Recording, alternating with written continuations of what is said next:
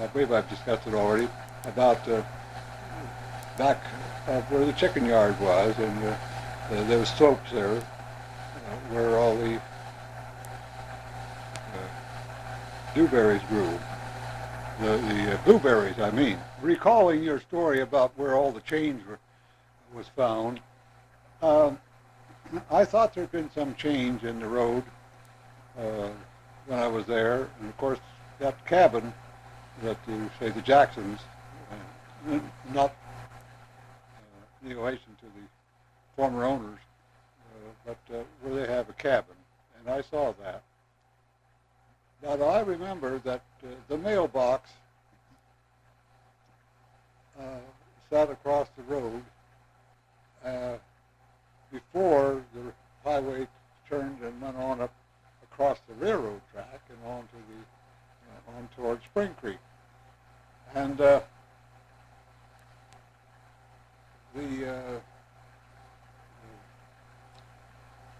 old George Brundage, Art's father, carried the mail there for years, and we could take and put a note in the mailbox that we wanted stamps of a certain type and so forth, and put money in there, and he would fill the order, and if there's change coming back out of the whatever bill we had to leave in there, he would put that in with the mail when he deposited in the box. And I imagine that was done in that location for years and years. And of course, even when we lived there, you could get a hold of coins then. I wish I just kept it, went way back to Civil War days. And there wasn't such a collection of people, so many collectors of old coins as there are today. Well, hello, Bill, again. I'm so glad to hear you talk about what you found out by listening to some of my rambling on the first tape, and I will try to answer some more things at this time. I remember Garland and Torpedo well, and also I was in Pittsville several times after I was driving the automobile, and I used to wonder whether, since you had torpedoes that went off, it could be put on the track, the railroad, that would warn that there was something matter ahead, or a train ahead or something that had not cleared in those days. Whether that probably in the long before my time in Pennsylvania, that it was named torpedo because they had a system where they would, if there was a train that was going to stop on down the line someplace, they would leave a torpedo on the rail at that point to warn any train that was following them. That was just a screwy idea, and probably had no relationship to the naming of the town. Now you ask about the barn, and I'm sure glad you did, because you straightened out in my mind something that had me confused.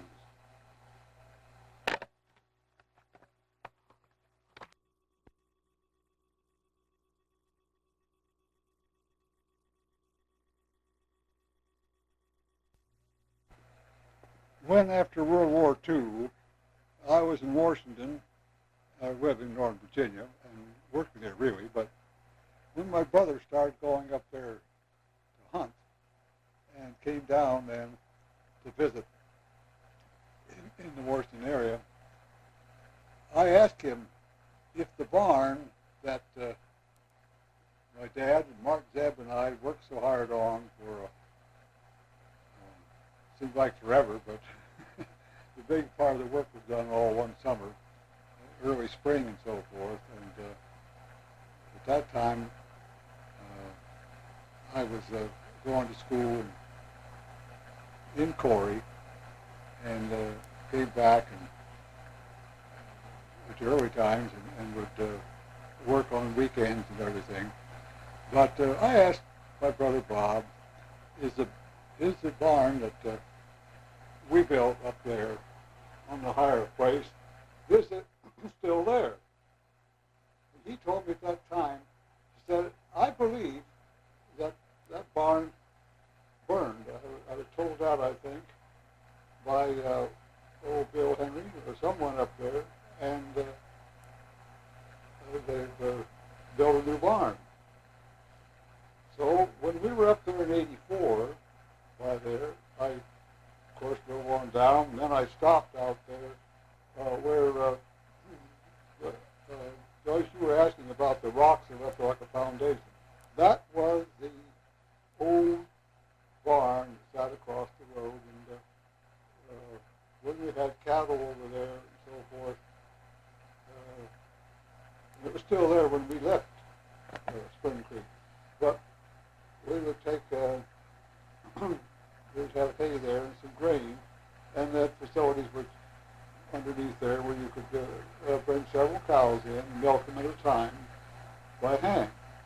And of course, when we got the new barn, we always brought them up the lane that we had leading in from that southern pasture on up that lane to the barn, because we had the milking machine and all. But I'm talking about the first time we went over there and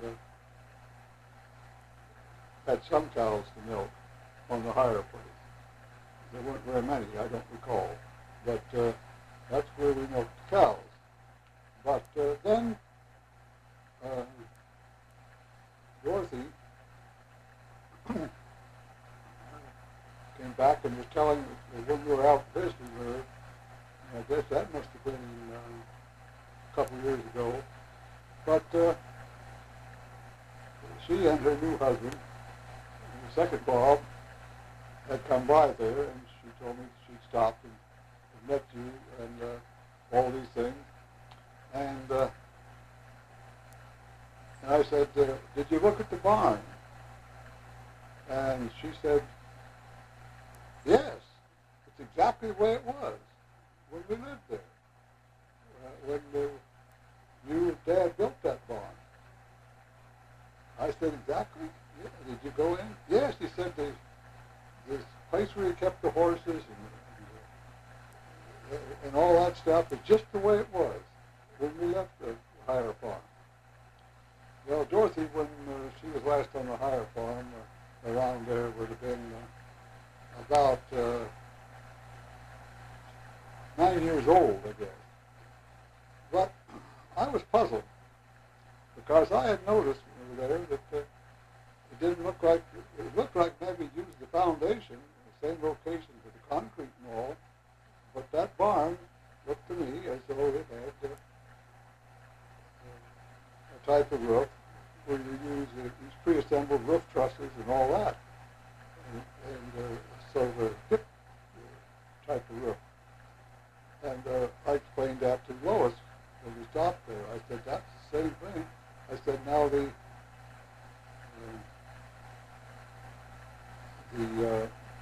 silo was just like that, as I recall.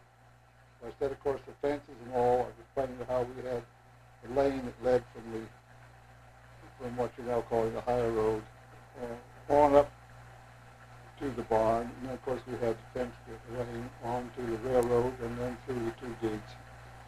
So Bob was right. The barn did burn. I was quite sure, but I thought maybe I'd lost my marble somewhere along the way that I, when Dorothy said there was no change. Anyhow, I now know that the barn did burn, but it burned apparently quite a few years after we left there, because the last time I was down in that area would have been late fall, October or November of 1931, and everything was the same, including that the little small barn across where we mentioned the foundation rocks and so forth is now, that was there yet.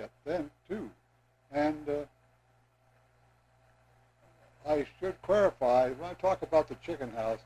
This original house had been moved from its original place, and it had been drug over and put behind the house you have now, quite a ways back there. And we moved it on over to the side, and such as to tie it in to the chicken yard when we started to raise all those chickens. And that particularly started when the year that the farmers had voted and were putting on a milk strike to get better prices because you couldn't break even on what Abbott Dairy in New York wanted to pay.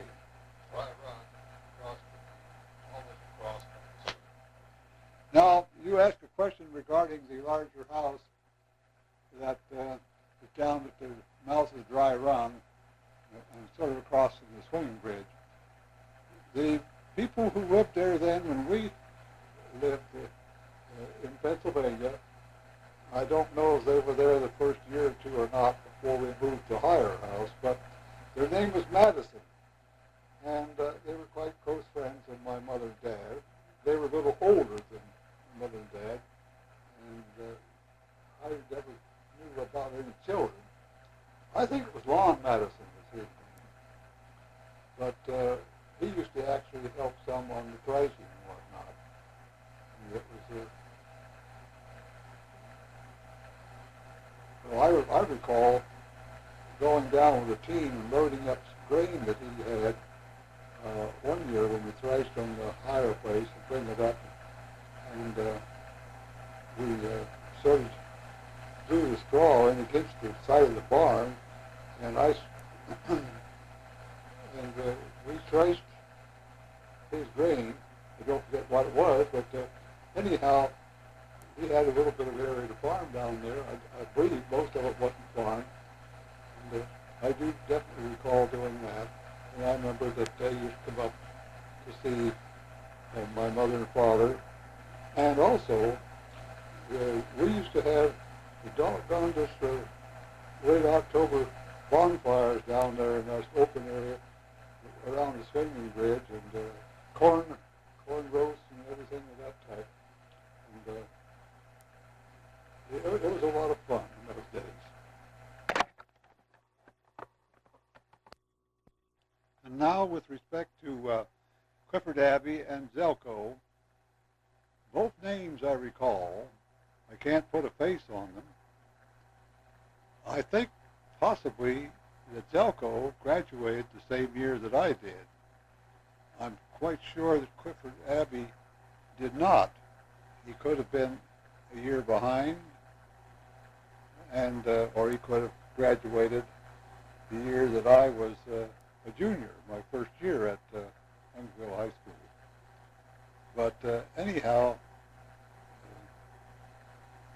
I recall the name, and really, there was only a few of the people in my graduating class and the year before that, because I was going into taking various types of classes that were not related to the grade structure. And there were a lot, frankly, I don't recall any of the young men at Youngville High, but what were real friendly and real nice people. Of course, the ones that I got to know the most were people like Munn and Davis. And Munn was a piano player. His mother was a piano teacher. And of course, singing and all like that. And then for accompaniment to Davis was a violinist. Both of them placed pretty high, as I recall, 2 years in a row in competition at State College. But I recall our choir, I don't believe, won anything the 2 years that I sang in it. But it was good at the Youngville High School. I took such subjects as solid geometry, trigonometry, and introduction to calculus, and all those things that were not required for graduation, even in the college preparatory course. But I was lucky to have this photostatic memory for quite a while. After I'd read something, to go over a page, so I could get by and have a lot of time rather than be studying or in the library, taking up other classes. In fact, the year I was a senior, I didn't, but the year before, when I wasn't working, I even stayed over evenings and took the course in woodworking and metal, sheet metal work, and all that type of stuff. And since I settled down and had a lathe and different things, after I retired, I made some use out of that training too. But from what I see and hear talking to students and whatnot, there's no place where they teach fundamentals and teach it in such an interesting way as the teachers did in those days.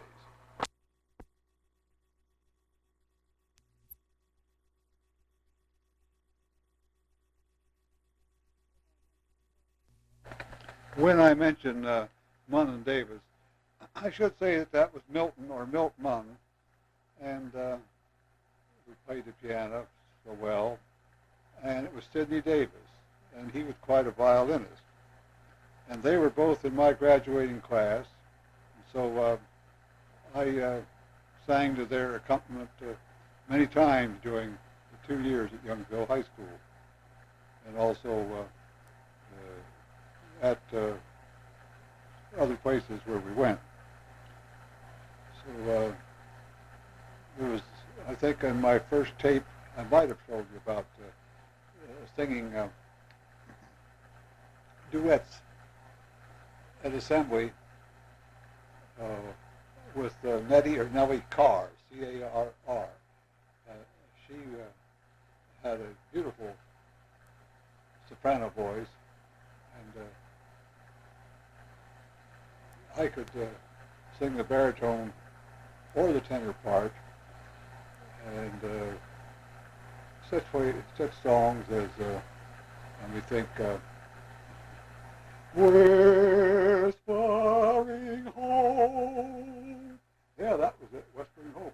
We sang it a number of times, and I would carry the one part, she carried the lead. So this brings back fond memories. So the fellow that you met on the bus wasn't kidding. I did sing quite a bit. In listening to the tapes that I just recorded now, I need to clarify a few things and made some wrong assumptions, if I remember correctly. I talked about the house that was up off of Spring Creek, near Spring Creek, I thought, some kind of a shack that this Phil Broyles had. I never saw it, never went to it.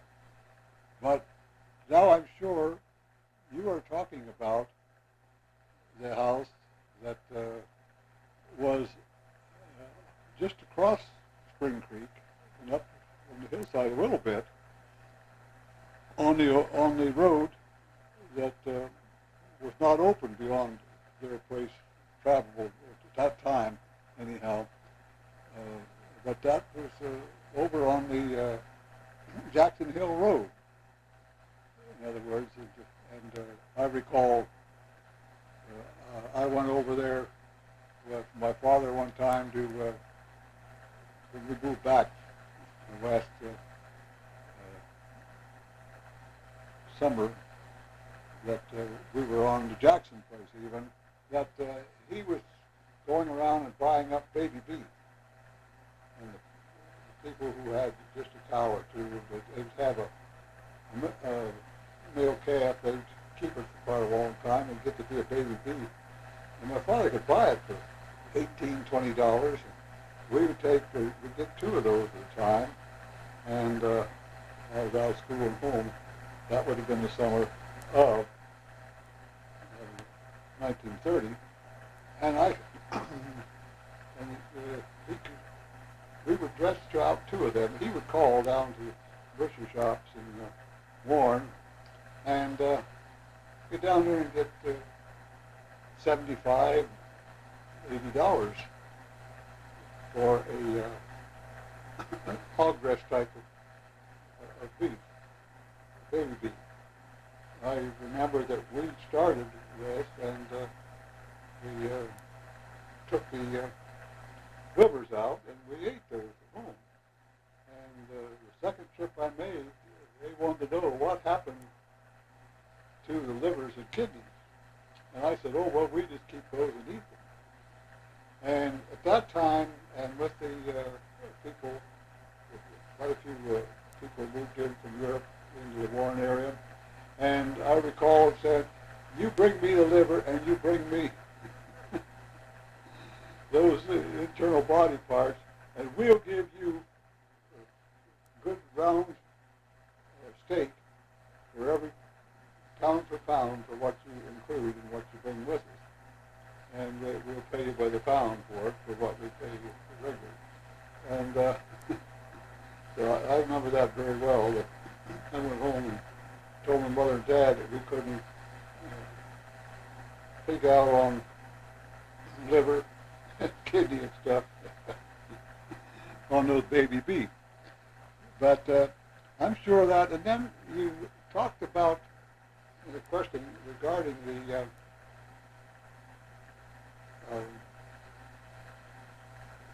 work by the WPA or someone, and then the Fish Commission watched the Bill Dam and brought up the question, I think, of the Tyco Dam. And that is where, I'm sure, that was the still water where we swam a couple times in the summer of 1930, night after barn dance. And that could have been put in at that time, because it was there in the summer 30 when I had to take that one baby beef we got back there and bring it all the way around. And so if it was just up a ways and on the, I remember that was a dug well, and they had the, what it was like in the wooden bucket, because before heading out, very warm, I asked for a drink of water, and of course they drew up a bucket of water, and I had some good fresh water out of that dug well before I took that long walk, and had to wrestle. I knew I'd have a wrestling with that a big beef before I got it back clear to home, going around the roads.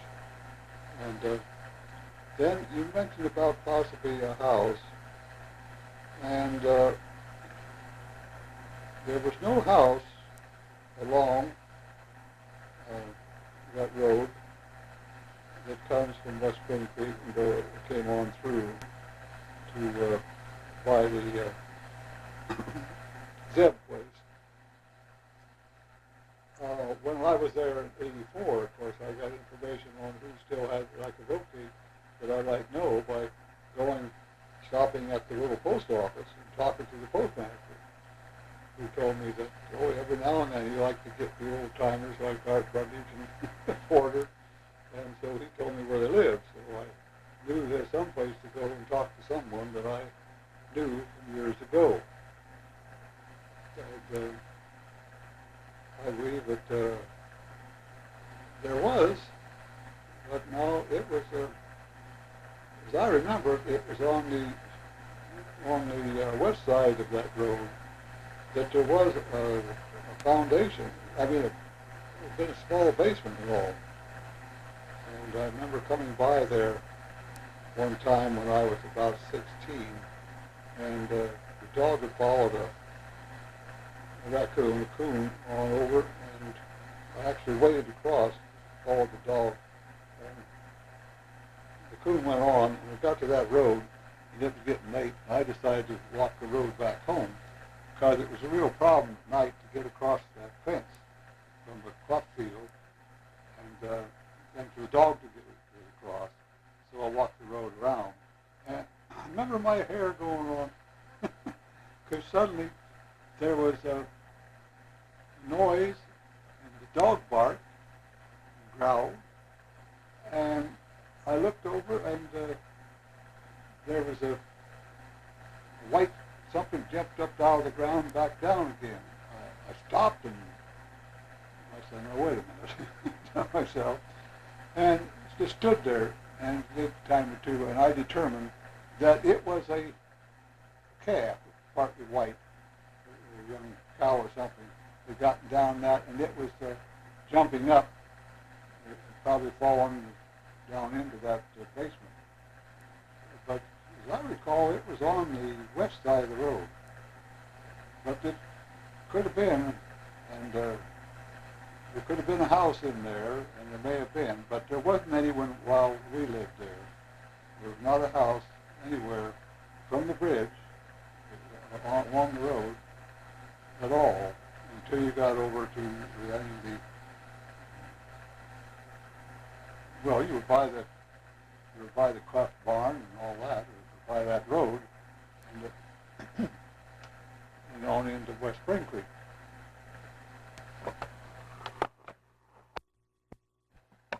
By the way, it was a quarter moon or something. It wasn't that bright, but as I stood there, the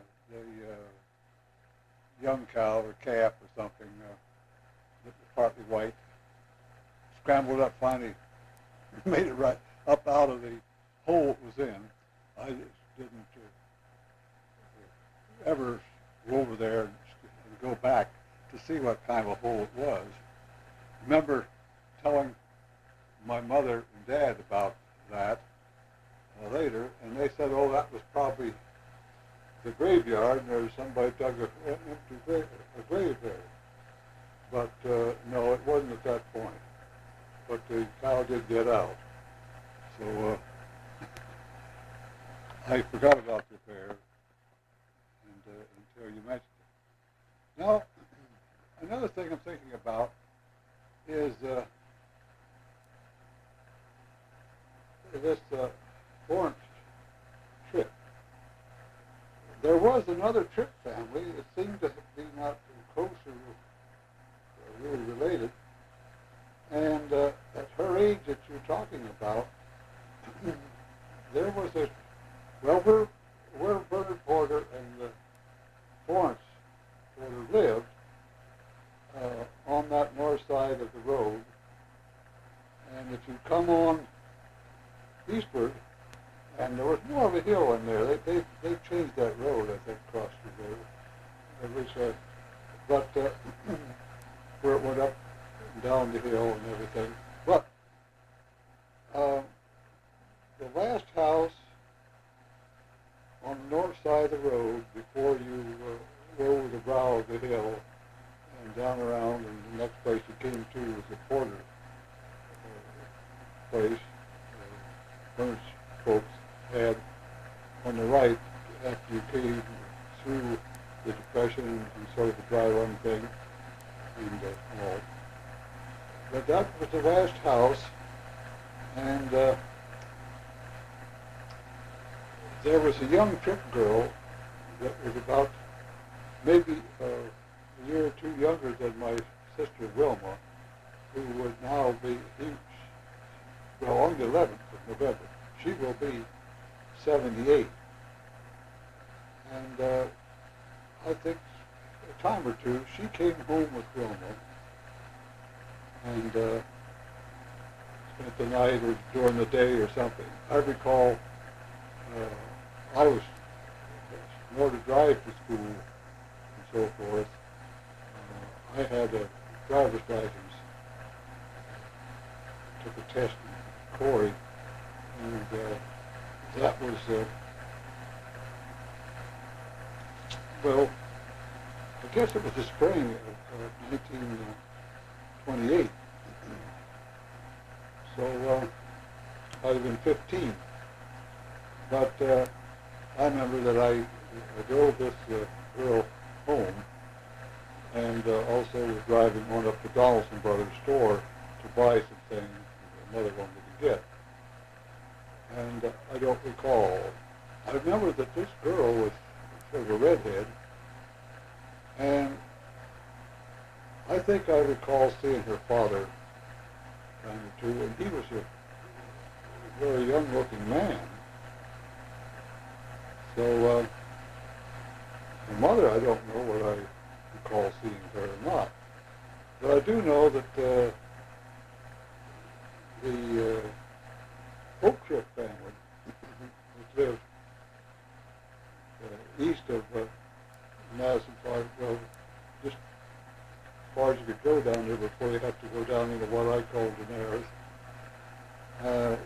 There just seemed to be no relationship basically between the two. They hardly got on and knew each other.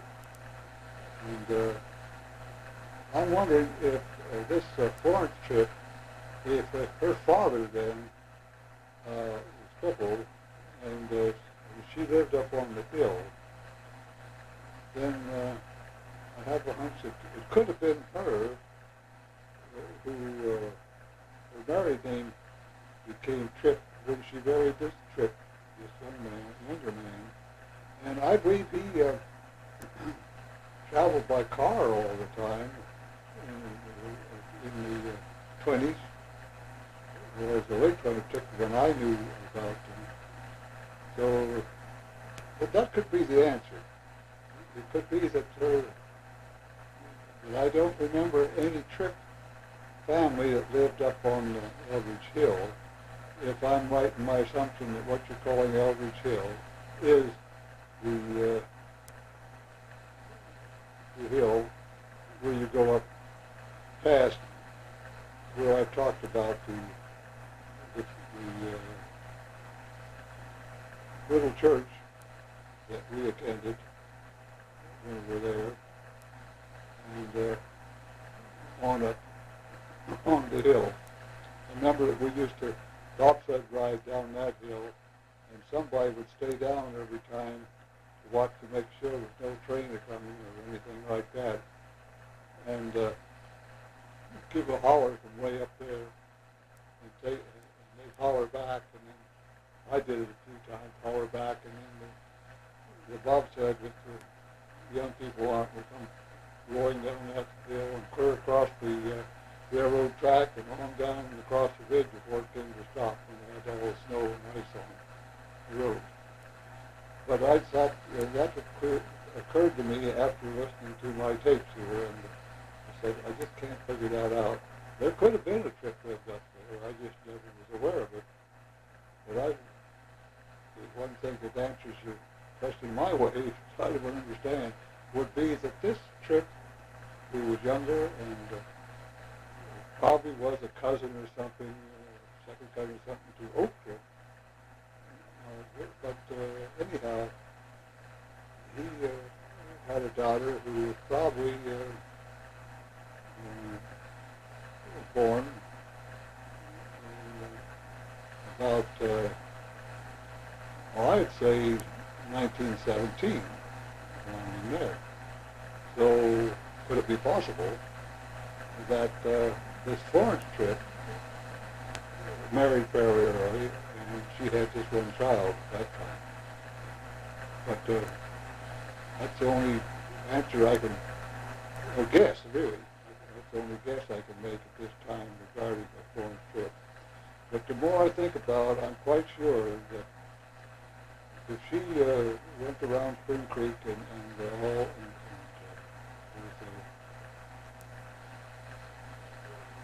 painting pictures of buildings, she no doubt was drawing a painted picture of that one-room church, and it had windows on both sides, and it had a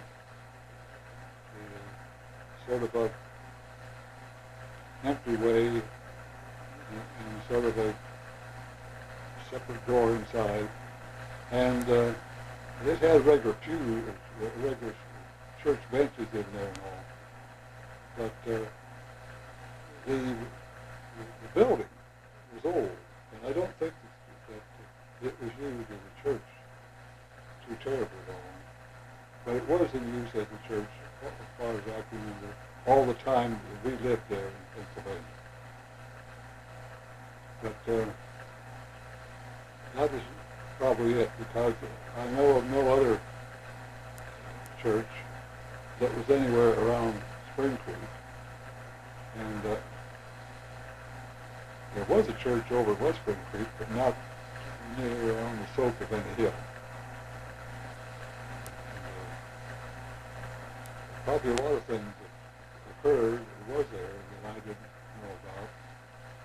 And what Forest Porter said about Clayton Damon. Now, Clayton didn't ride the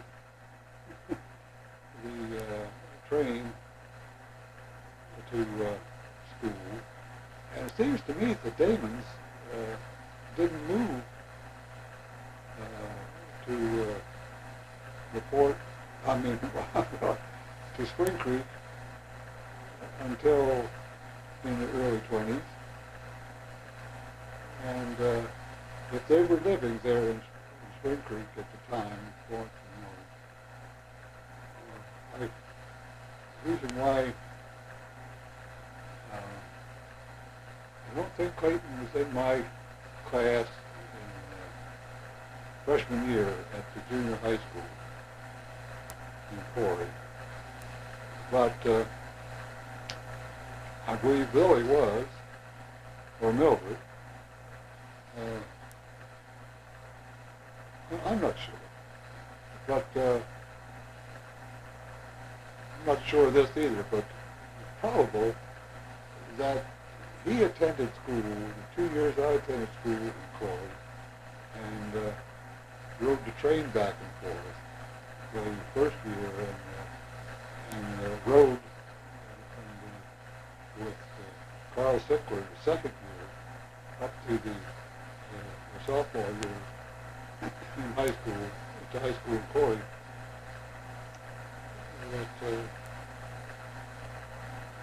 Clayton and his brother Robert Clark, who I ran around with a lot as I became a 14, 15-year-old, so forth.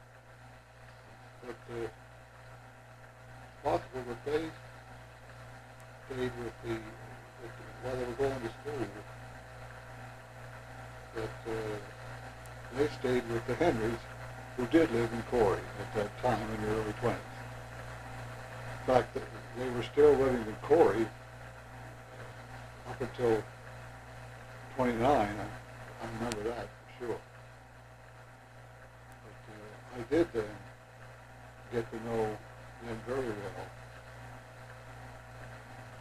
about the time that I was home all that one year and a half and didn't go to school, and then when I was going to school, and in the summertime and all. And I remember even the winter time, like Saturday nights and whatnot, used to go up and Bob and Clayton and Florence and I would play canasta and things like that up at their home in Spring Creek.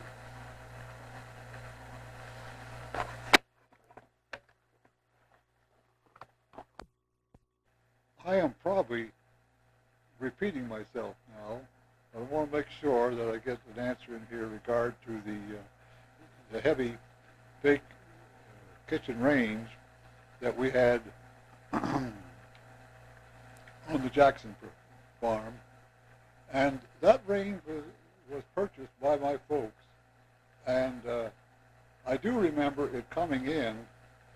It wasn't there. I'm sure it wasn't there the first winter because it was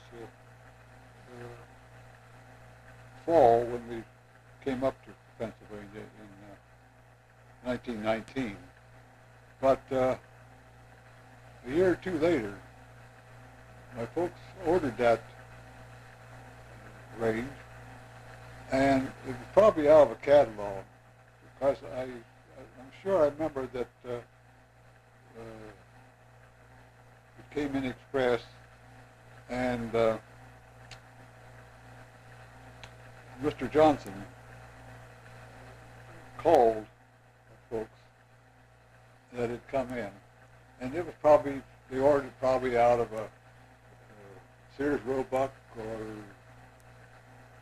I don't know, so many of those outfits in Chicago, Montgomery Ward and Spiegel's catalog. I think we used to order a lot of stuff. Fact of the matter, we bought all kinds of in these wooden buckets. We bought fish and pickled pig feet and all kinds of stuff in the spring and summer, particularly when we had hard men living there.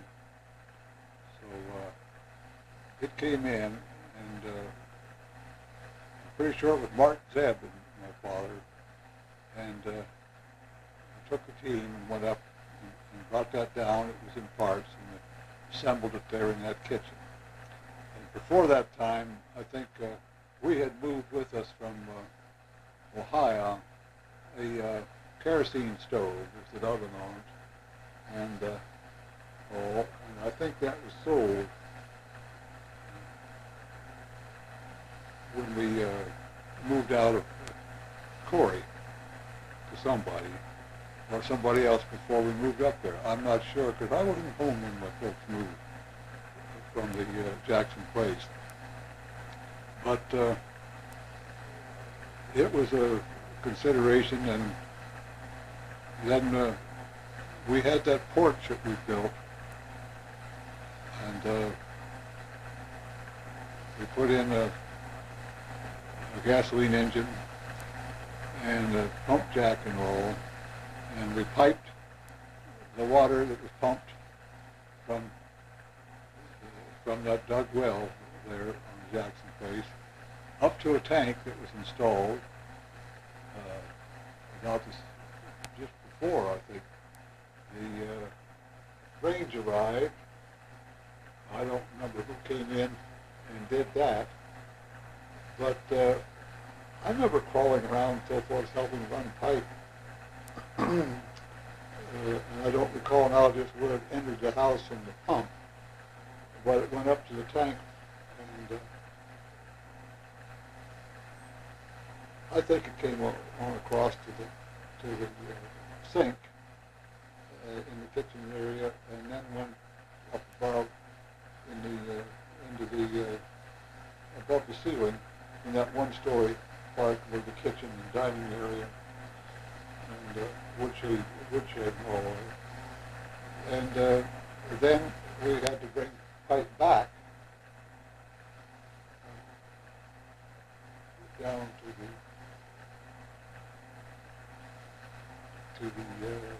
sink and the stove. So I don't remember how that was hooked up. And I wasn't old enough at the time to participate, except to be small enough to crawl around on top of ceiling rafters and all that, ceiling joists, I mean, and all that stuff. And that reminds me that something that happened then. Of course, it was the pipe, the galvanized pipe, as I recall, was not anchored any place, except when it was anchored would come out to the sink or to everything. And then it came back down there. I do recall that at night or in the day, say it cooled off and the contraction of the pipe, and then when it warmed up, you could hear like, you could figure maybe somebody walking. It was, that pipe was walking along those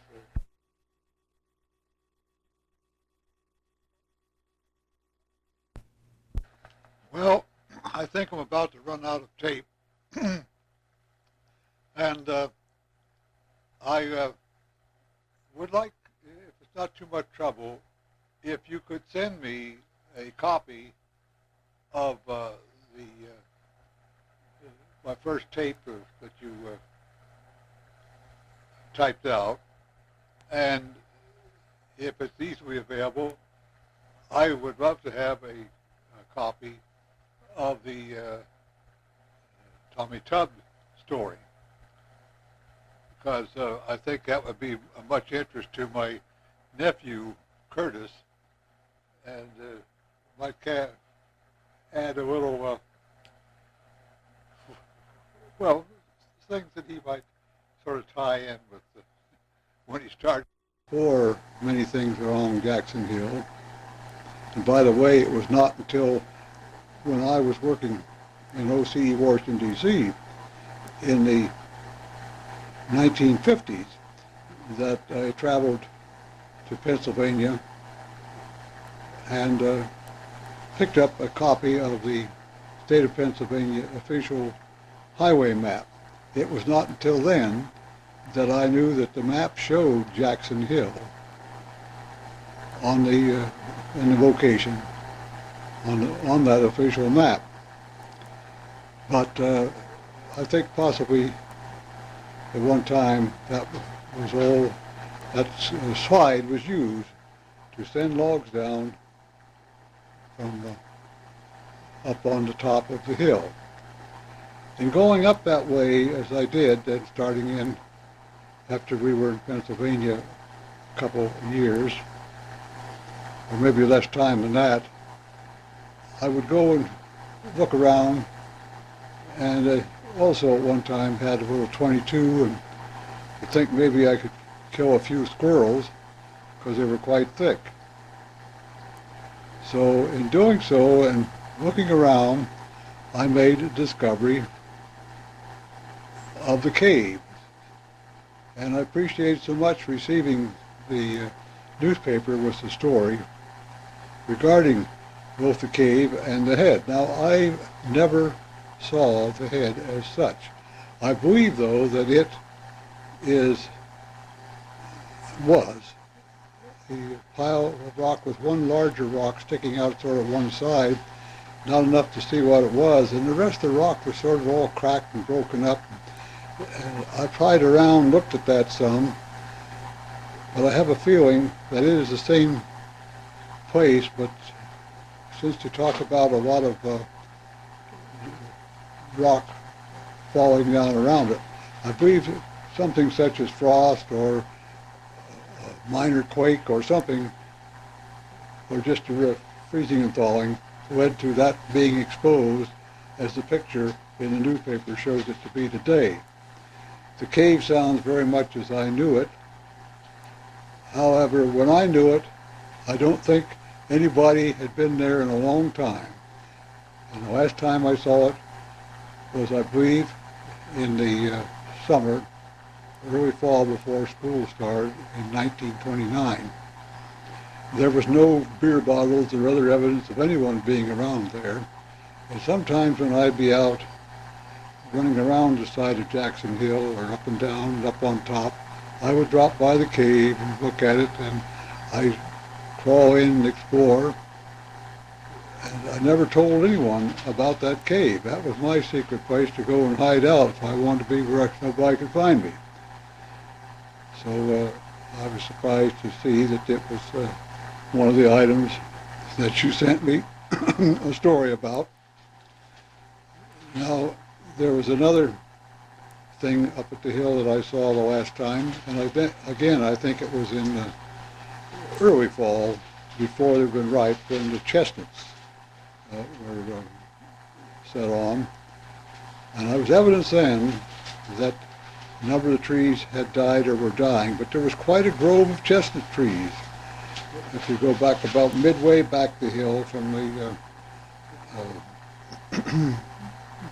the line looking straight south from the old Jackson house, or going on back through to the limits, you find about in the center, and far as I know, nobody knew about it except my folks, because we didn't tell anyone. I recall finding these trees, and we didn't have those in Ohio, where we were at, and I took this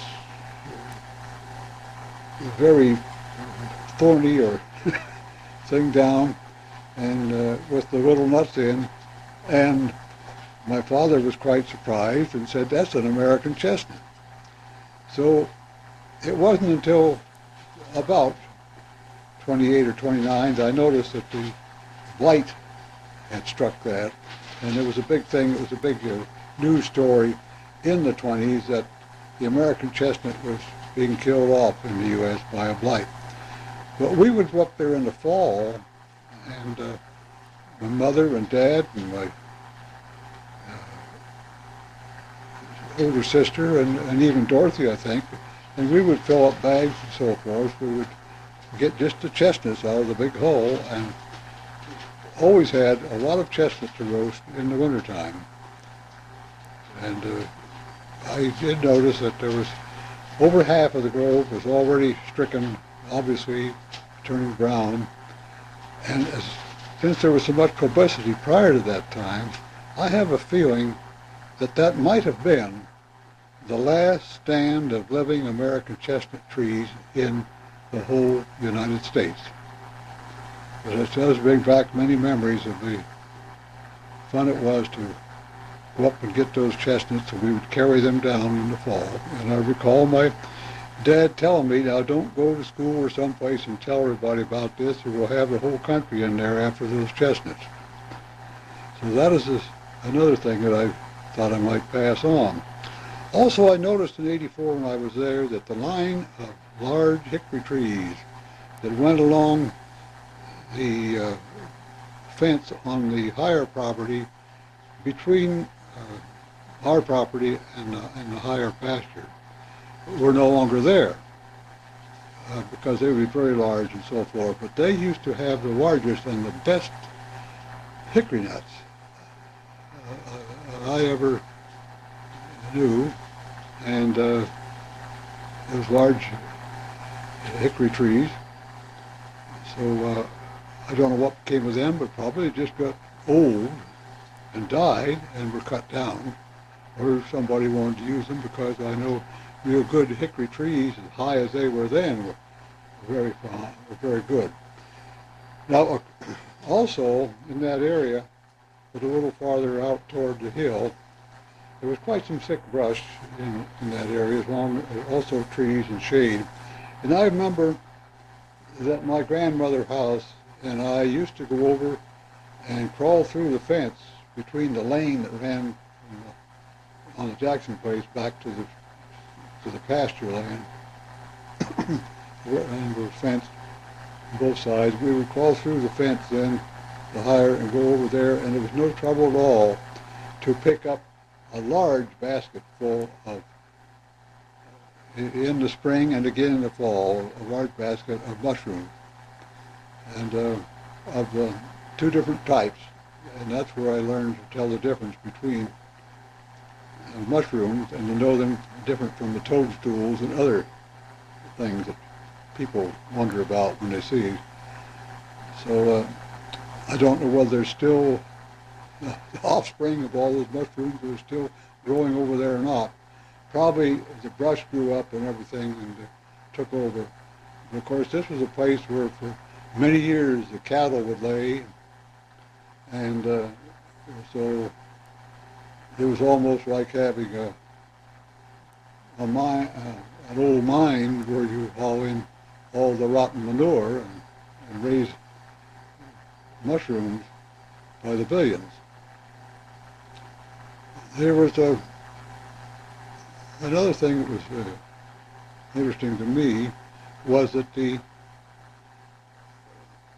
barn that sat across the road and toward the east, or down the road from the house, was not a large barn, but it had a hay mow and chutes to go on down, go over. You had old wooden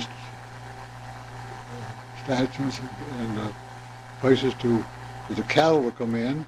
And I recall that when we were first on the higher farm, we milked cows down there in that barn, because we were doing that by hand then. I also recall that one Christmas, and I think it must have been the first time we were on a higher farm, there was a man in a truck with fancy candies. He was going to all these places, and I guess he was heading for Donaldson Brothers, but he got stuck, and the mud and so forth was terrible, and it was starting to freeze bad. And I remember that my dad and I took a team and a chain and went down and pulled him out, and he got started, and he gave up on going any farther, and he had all these samples in the truck, and he ran them off the road into that barn where you could park a car, and said, help yourself to all the candy. He'd be back when the weather broke sometime in the spring to get the truck. So we sure had a Christmas that year. There's another thing that I wondered about, and that was the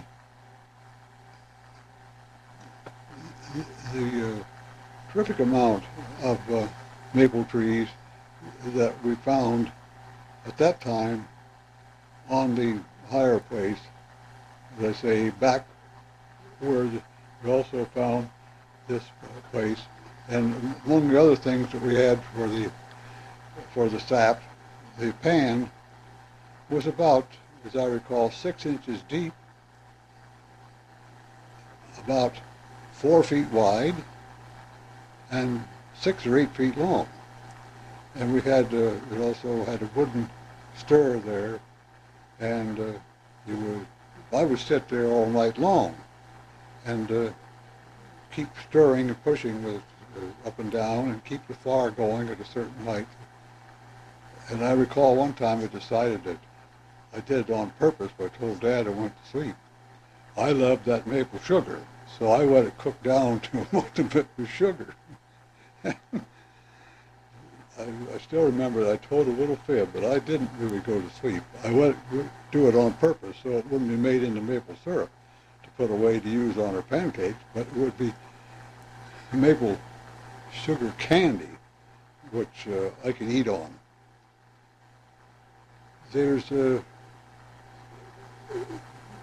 when I was there, I was so surprised to see that there was not a building of any type left on the Jackson place. There was the 2 barns, a large silo, sort of in the corner between the 2. The older barn was the back, and that we used it strictly for hay. And then there was a barn that had sort of a basement on the upper part of the knoll, and it had a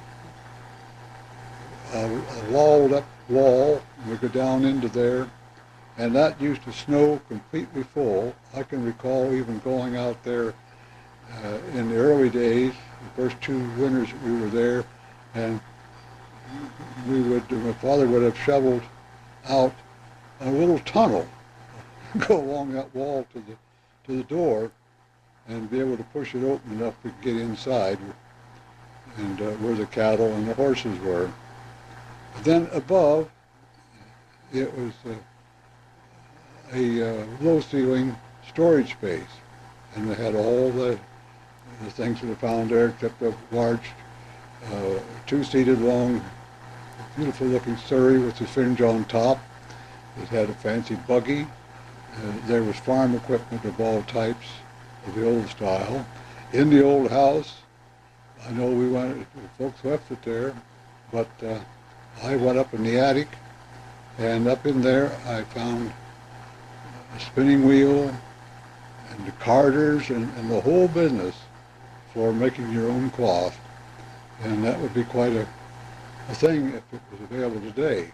I imagine somebody probably got a hold of that in the years after my folks left there, and sold it for some badly needed money, probably. Then I remember the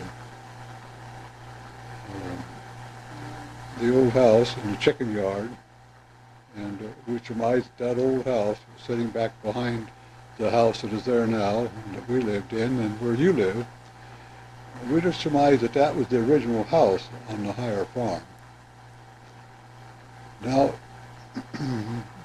in addition to on our farm, those two big barns and the silo, there was a large granary, there was a large smokehouse, there was a chicken house, and a chicken yard, and there was on the upstream side of the knoll and the corner, there was a house for hogs, for pigs, and a pen that ran along the slope of the hill. And it was about anything that you would want to see was there. Also the garden that was still there. There was a little bit of everything, asparagus, everything else beds in there. We made great use of that while we were in Pennsylvania. Then I was so surprised to find that those many houses that existed in Spring Creek were all gone. I recall that Florence was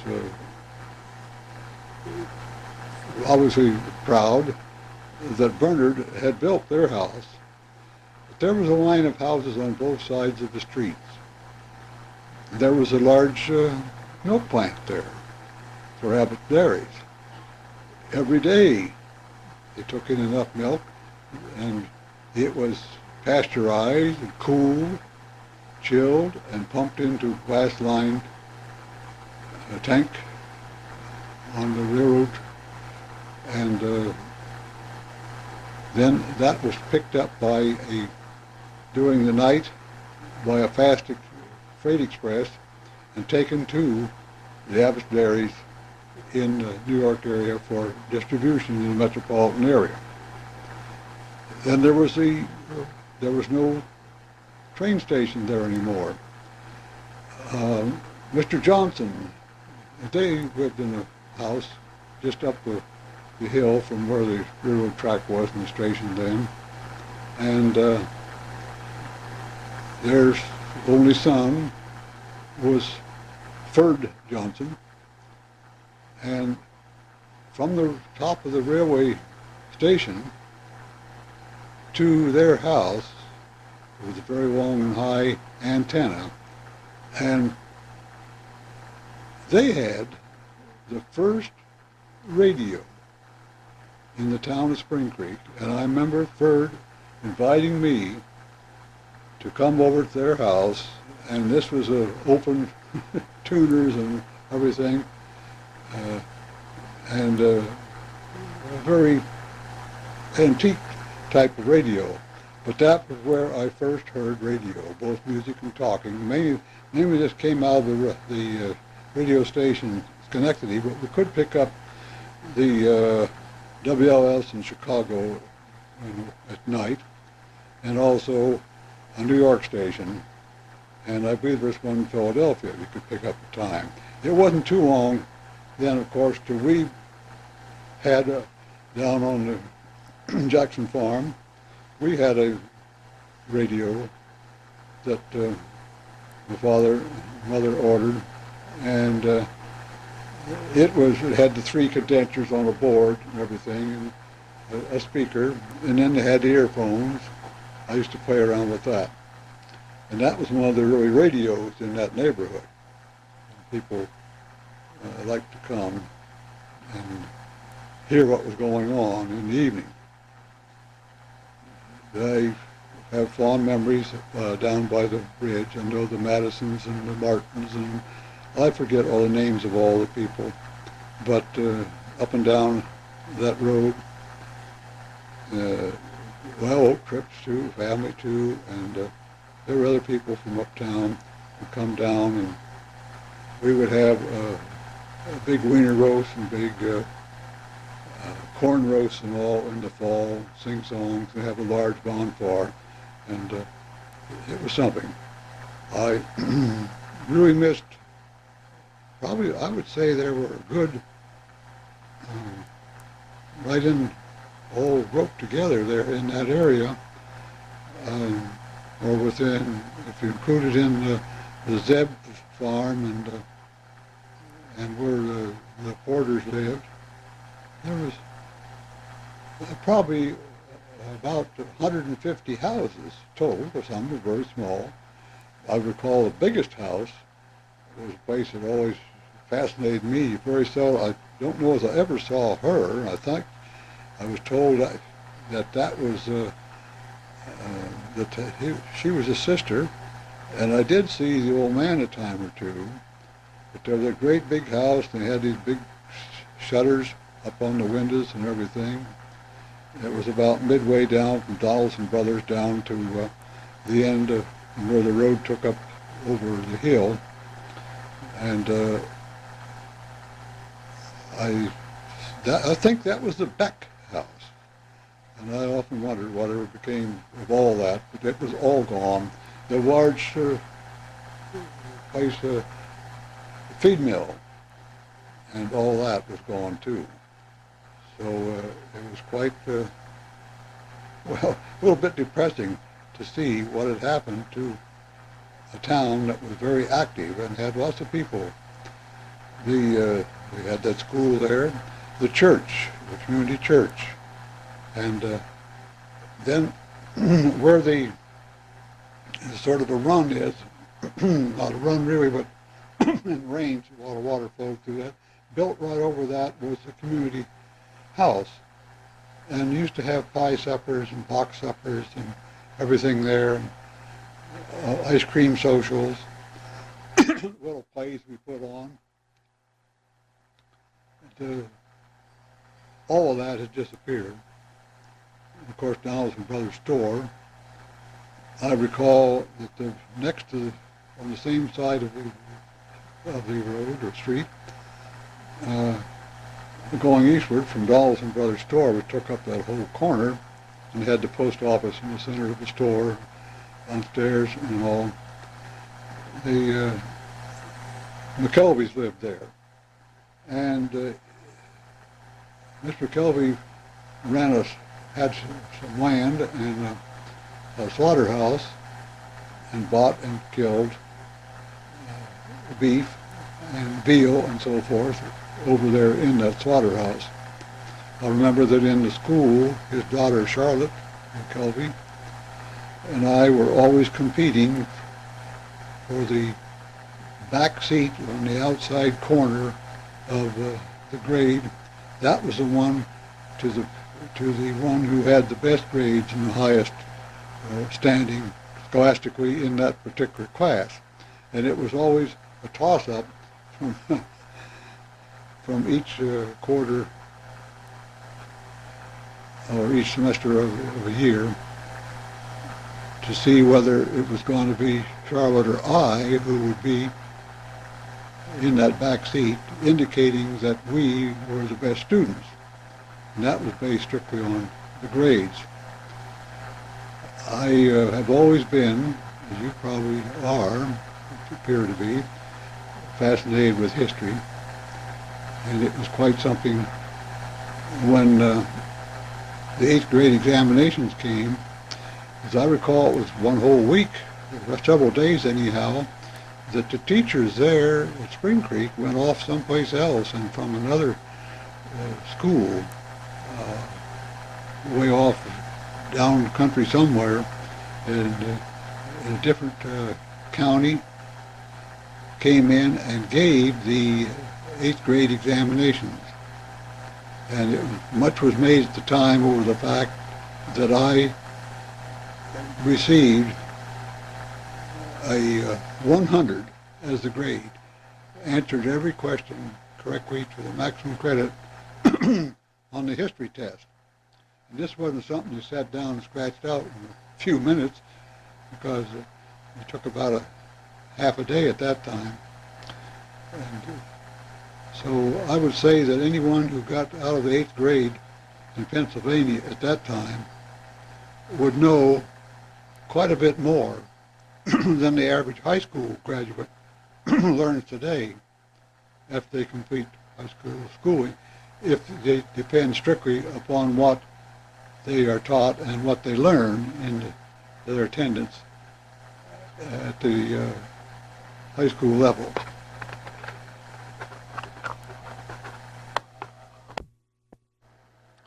When there in '84, I noted that on the creek side of the road and down to the east or downstream, almost to the park area around the swing bridge, that a cabin had been built in there. And another cabin had been built just on also the same side of the road, but just up to the upstream or on the bank, or higher banks area there, just up from the old railroad crossing where the road crossed the railroad track in sort of a way, and then headed up and around to go on up to Spring Creek. Of course, there was an old man lived in a cabin on the creek, way up higher, and his name was Boyles, I believe. He was more or less lived by himself and spent all his time hunting and fishing. I know as my brother became older and was spent most of his time wanting to fish and all, he got acquainted with Phil, I think it was Phil Boyles, but Broyles. But that was the only cabin of that type anywhere along Broken Straw Creek, and it was back on the higher ground. And now there's an interesting fact I might recite. It relates to your writing to my sister, I believe, that we must have been very poor when we lived there and left there. Well, we really weren't. We always had plenty until the last couple of years. And that was due to a scam that we lost all the value that had been, the money had been plowed into the farm and the work, and ended up with just a little bit of money. I don't remember how much, for a large duplex in Erie. I recall that when I graduated from high school in '31, and there was a 4-day trip or something, the senior class, we had put on plays and all in the auditorium down at the high school in Youngsville, and the school elected to go. And I remember we had the music teacher. I think she also taught French. I didn't take French. And then the coach and his wife went along as chaperones, and we went to Buffalo and stayed in the hotel several nights and saw all of Niagara Falls in that area. And after we came back, of course, the expenses, with the exception of meals, were all paid for out of that fund that we had raised from our efforts in entertaining musicals and plays and stuff in there in the high school. Probably in those days we didn't give anything to the school board to cover the cost of lights and all that and the use of the building. But we did have a fair sum, and we had a big time. So right after that, I went home, and of course, since the previous fall, I hadn't been home, and so I remember my folks saying that a couple of men had come by there, and I guess they had advertised the farm for sale or something, But anyhow, they wanted to make a deal whereby they would tunnel from the cellar under the house back under that one-story part of the big house. And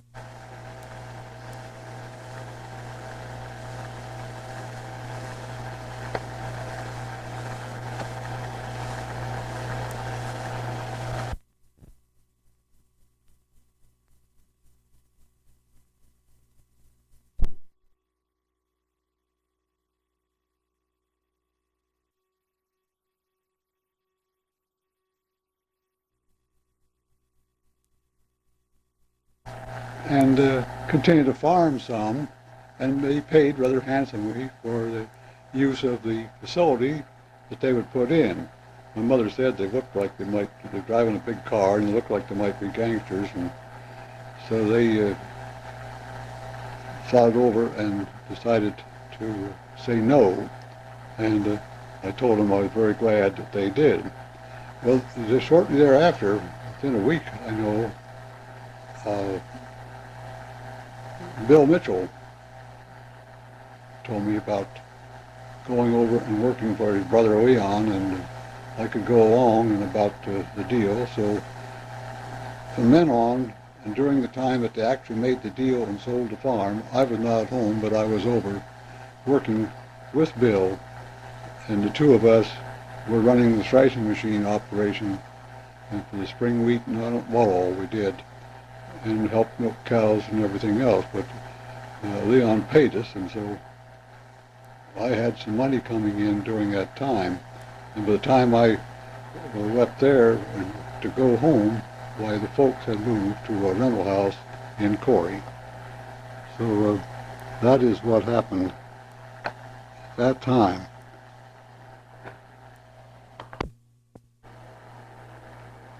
I believe my mother wrote me and then addressed to me at Leon Mitchell's address to tell me that they had sold the farm, or really had traded it for a rental property in Erie, Pennsylvania, and gave me the address. So when I went home sometime in August, late August I recall, that's where I went to.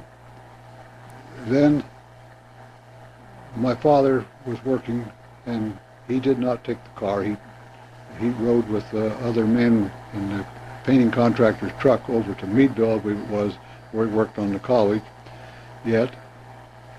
But anyhow, he came home on Fridays and Saturdays, and so when on Saturday he came home after I was up there, he wanted me to see the property that they traded for in Erie. And we drove up to Erie. Now, the story was that this was rented, but the people, he had not received any, should have received at the first of the month a rent check from each one of them. And they were Polish people. So we drove up there. Well, the sides of this two-story, 2.5-story river, I think, building was totally empty. All the furniture that had been in both sides was gone. The people were gone. Nobody knew anything of what had happened. So that concerned my father, and time we got back, it was late, and he had to rest up, as I recall. But maybe we did go down right then. But maybe I took his car and drove down to the farm, because he'd put in some crops and had the team and all this equipment. We had used a tractor on both farms that I gather was purchased by Dr. Iyer, and but we had used on both farms equipment such as a Massey Harris binder for harvesting and tying the sheaves, for shocking the grain, and all these things that my father bought. But anyhow, that place was totally deserted. Every bit of grain that had been in the granary, every bit of hay didn't amount to anything, had apparently been hauled away. Probably they'd come in. But anyhow, the fact of the matter was that this was a scam, and this Polish attorney who had come to see them and made the deal and handled the transfer of everything, apparently was in on it because, of course, he took my father to Erie, showed the property, and the fellow supposedly on one side, I believe, supposed to own it. Anyhow, they did a swap.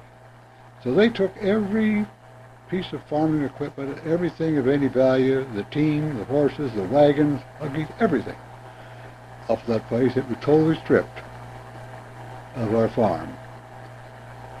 Well, I don't remember what all happened. I think my father reported this to somebody, and we couldn't even locate the attorney, as I recall. But that led my mother to have me take the car then around Labor Day and go over and drive her over to see Robert Jackson in his law office. And that's the last time that I actually saw him in person.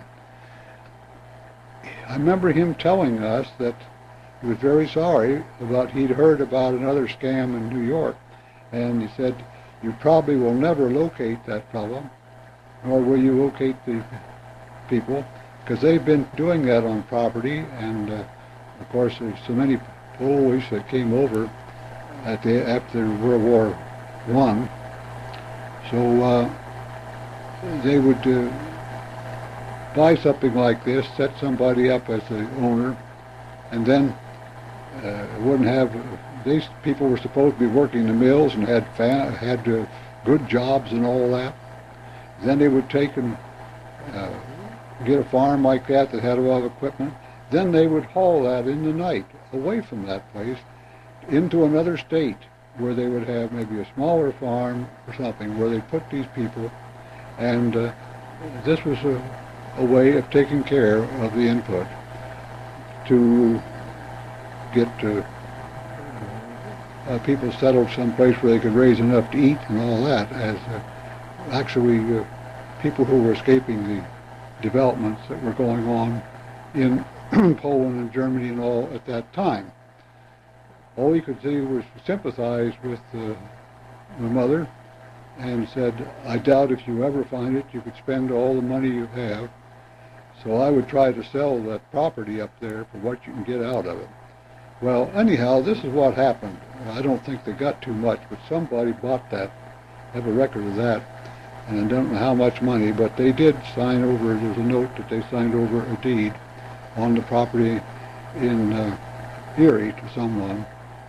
And, of course, they left the farm. And I don't know what happened. The next thing that I knew about the farm was that Bill Henry and his sister were living there when my brother then got back out of World War II and got started a business and got enough money. He finally went up there just to see what the place looked like where he grew up until he was, well, living at 31, of course. He would have been 6 or 7 years old. No, he would have been 3 and 1. Yeah, he would have been 8 years old by the time we left up there. So anyhow, that's the story of what happened and why we were so poor when we left there. And I suppose that it defaulted and somebody repossessed the farm or something, and I know it was a Federal Land Bank mortgage, I believe. So from then on, I never did find out exactly. I asked my brother, but he never did find out, understand just where the title of the farm went and what happened. But I don't think they ever found out. And we did hear later of some of these scams being pulled. And they would be, they put a property in the name of someone, they'd house them there a short time, and then they look around to get someplace where they could go out and farm. Because that's all that they were trained to do, the people coming in at that time. I never saw the farm again until 1984. I did see Spring Creek before dark, I believe the day after Thanksgiving, because Bill Mitchell's youngest sister, Jessie, had taught there for a year or two in the school of Spring Creek, and we used to date, and I received a letter from her and telling me that she would be home for Thanksgiving, and that was the first year she was down teaching. I think at Bridgeport was the name, but of a town south of Pittsburgh, and that she would be glad to see me on the day after Thanksgiving, before she went back down to start teaching again, her job down there. So I did drive through Spring Creek, of course, and go on, came on down from Corey and turned to right at the store. And I don't think I stopped in Spring Creek at all. Went on over to the Mitchell's farm and met Jessie, and we then went for a drive down toward Pittsfield, I believe, and actually we just parked and just talked for a long time. And I was telling her that my folks had decided to go down to Ohio. Now, I did correspond with Jessie for several years, I think from 1931 till about 1936. And we were not lovers as such, we were soulmates, I guess, in some respect, with similar interests and whatnot. And so I told her, I wrote for her from Montana and also California and all over where I was in CCC and other places, and until my first marriage. And that's when I wrote and told her, and that's the last that I was ever in touch with anyone who came from Spring Creek. But I would say that we did get out of there, because there's no way my family could go through the winter without getting out at least someplace where they could cheaper rent and all that, because there wasn't going to be any work for my father. So we saw the worst of the Depression, and it was pretty hard on my folks for a couple of years, and I worked for anything I could find to do, because we had my grandmother and my brother and 3 sisters and my mother and dad. And right after, soon a few months after Roosevelt was elected, Franklin Roosevelt, he arbitrarily cut off the Spanish-American War veterans' pension for any accidental or health problems, anyhow, on which they had started getting a pension, I think, in 27, 28. Now, later, up to time till I went west, and I went west too, because I could send home $25 a month to CCC, and went in as then such a way that I became a cook and then a mess sergeant. So I got either 11 or $20 a month, and my folks got 25. And so for a couple of years at least, in 32 and 33, I worked at various jobs, anything I could find to do, and lived on a little rental farm where they could raise a lot of vegetables and sell them in Marietta. And I kept working and worked a little bit of everything in order to make enough money to give them some cash. And finally it became so bad in the spring of 34 that you could only get, all I could find was that 9 days a month you worked for 40 cents an hour, and on actually the part of a relief effort. So I decided and that I would go in the CCC. My mother looked into it for me, so I did, and that was when I left home and never returned home to live, but I sent them money for another 3 years, I believe, and then, but even after I was married, I married in the, I think, May or June of 1936 for the first time. So it's very interesting to think back, but I am very happy that I have had a very full life, and I ended up, for the last 8.5 years, I worked down, moved back to Texas, where I'd worked for the Army Engineers, the Galveston District, before I went to service, and moved back here, was transferred to NASA in the spring of in June of '62, and retired from NASA in the last day of July in 1970. And of course I was only 57.5 years old at that time, as I recall. And one reason I had been elected mayor of our small town of Shore Acres here, and I served for a while, and then I did some consulting work and all, and since I had worked for contractors in Montana and all, before I got my first government job, I was able to go back and do some consulting work in the 70s, enough paying in my own Social Security that I got a sort of a minimum Social Security and got to get on Medicare and all. And now my present wife Lois and I, who is a retired nurse and former school teacher and nurse, live comfortably and are able to travel quite a bit. I wish that I could see and good, and I could correspond some other way, but all the mail that comes in and all the statements from the bank and everything, Lois, my wife, has to read it to me, and she doesn't complain about doing that, but it does take a lot of time. Outside of my eyes, my health is very good, and I might even live long enough to see this century out.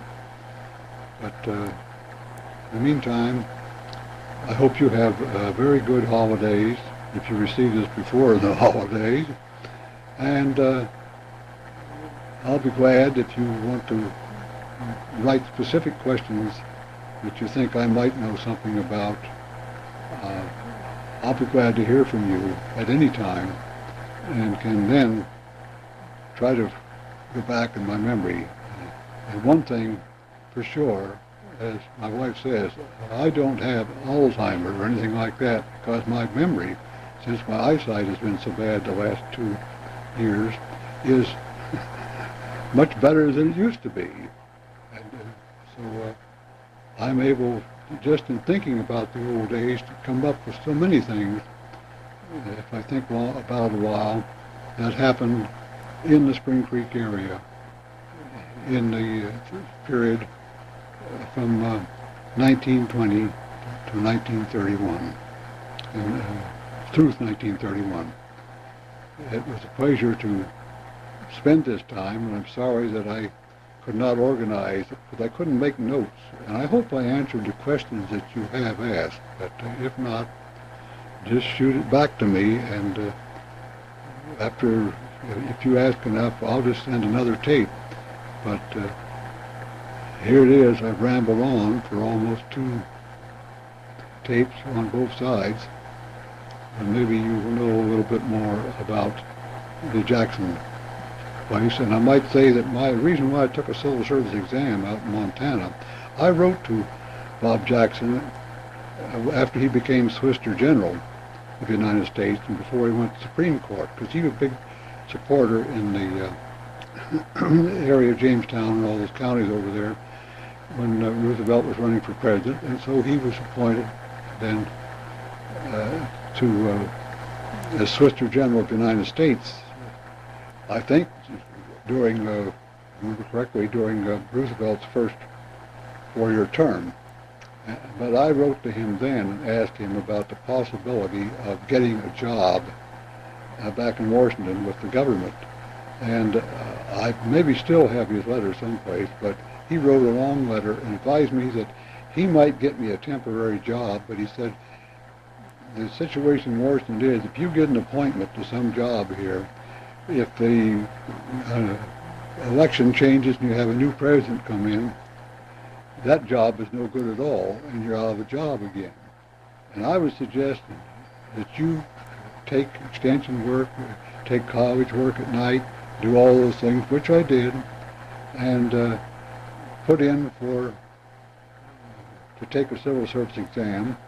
And used to be you'd have to go practically all day and answer an assembled examination that went into all the details of the type of job you were looking for. And I decided to go for an engineering technician, an assistant, which was a sub-professional job. I got into government that way, and I finally ended up at NASA as the man in charge of all the radiation protection and studies and everything that went on relating to the dangers of radioactive items being taken and launched in the spacecraft and on the moon and living there, and all detailed out the requirements for safety analyses and health analyses to be made on all of that for the manned spacecraft program.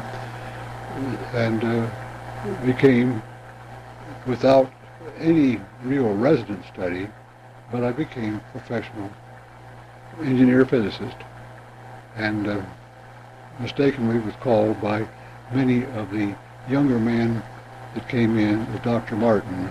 However, I sure, as far as formal schooling for degree work, was far from having a doctorate in science. So that's about all I have to say at this time, and God bless you, and be good to you in the world as the world and the Lord has been to me. Goodbye.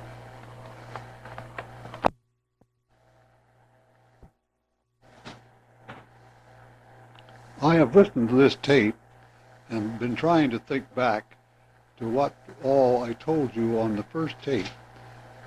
And I'm doubtful as to whether I gave the really final reason for my father leaving the farm and leaving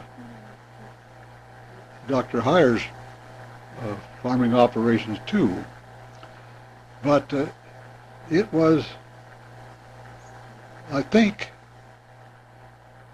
in early spring or summer of 1929 that the state of Pennsylvania Agriculture Department, pursuant to a law that was passed, came out and tested all of the cattle for tuberculosis.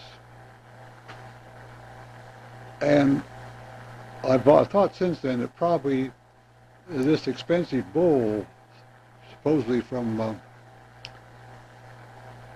England,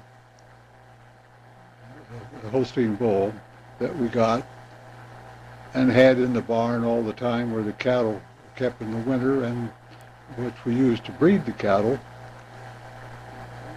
was the cause. But anyhow, the entire herd on the Higher farm, and all but, if I remember rightly, all but 2 cattle on our Jackson farm were tubercular. And they were taken by the state, and under the law, we were reimbursed $100 per head, whether it was a calf or a highly productive cow, and the state took the meat, and took the cattle and they were killed, and part of it could be then utilized, and probably was, for feeding the poor, or sold to raise money for the state welfare system. But suddenly we had no income from milk anymore. And of course, in the I remember, I think it was in the late summer of '39, we moved back across to the Jackson farm, and of course, I know we lived there that first year I went to high school down in Youngsville, and of course I know my parents lived there until the early summer of 1931. So that was a real blow. And of course, as a young yearling heifer or something that was registered, my father and Dr. Heyer, I guess together, anyhow, they paid maybe several times $100 for one cow. And to lose all of that and not be reimbursed for what you invested was something that nobody could stand. So that is another good reason why we really were poor when we left Pennsylvania.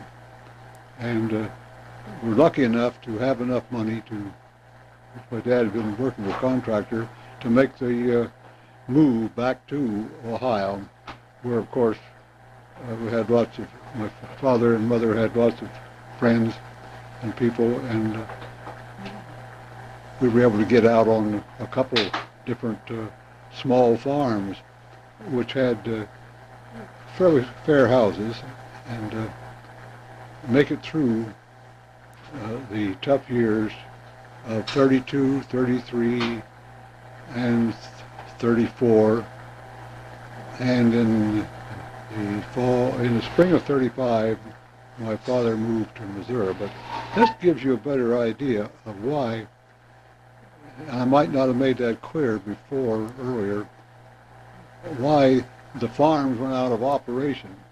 And I suppose, I don't know now, but I suppose a lot of that happened to other farms. I know that the Clough brothers operated, they had thoroughbred Ayrshire cattle.